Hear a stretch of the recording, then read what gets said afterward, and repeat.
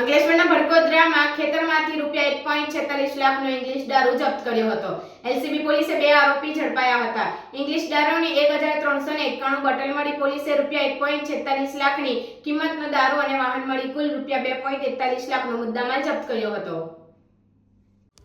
Bharuch LCB પોલીસે અંકલેશ્વર તાલુકાના ભડકોદરા ગામમાં મોટી કાર્યવાહી કરી છે। પોલીસને મળેલી બાતમીના આધારે તળાવ પાસેના ખેતરમાંથી મોટા પ્રમાણમાં ઇંગ્લિશ દારૂનો જથ્થો જપ્ત કર્યો છે।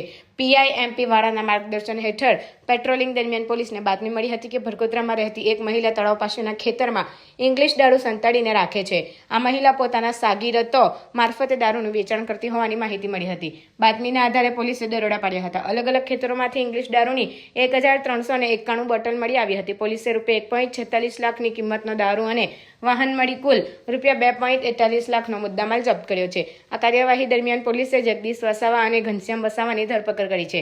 મહિલા બુટલેગરને વોન્ટેડ જાહેર કરવામાં આવી છે। પોલીસે આ મામલે વધુ તપાસ હાથ ધરી છે।